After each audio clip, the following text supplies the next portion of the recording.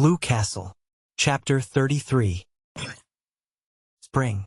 Mistawi's black and sullen for a week or two, then flaming in sapphire and turquoise, lilac and rose again, laughing through the oriole, caressing its amethyst islands, rippling under winds soft as silk.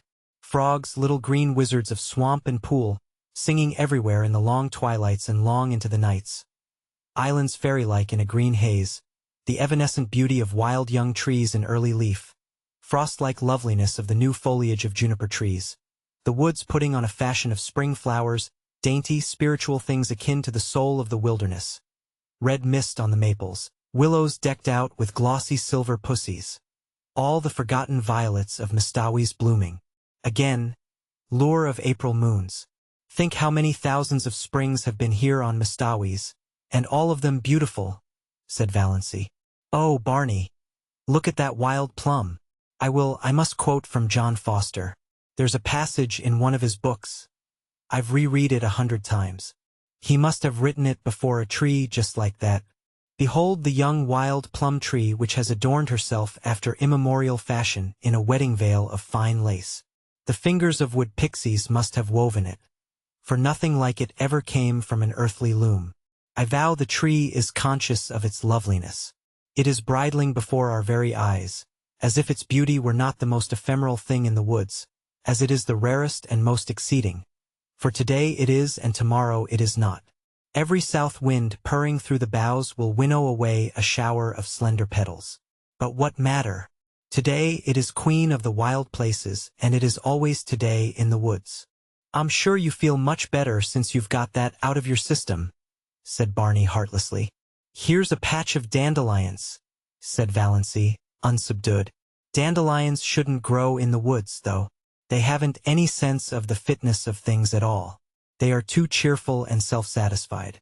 They haven't any of the mystery and reserve of the real woodflowers. In short, they've no secrets, said Barney. But wait a bit. The woods will have their own way even with those obvious dandelions.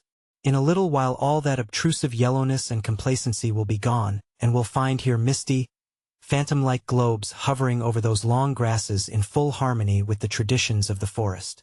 That sounds John Fosterish, teased Valancy. What have I done that deserved a slam like that? Complained Barney. One of the earliest signs of spring was the renaissance of Lady Jane. Barney put her on roads that no other car would look at, and they went through Deerwood in mud to the axles. They passed several Sterlings, who groaned and reflected that now spring was come they would encounter that shameless pair everywhere. Valancy, prowling about Deerwood shops, met Uncle Benjamin on the street.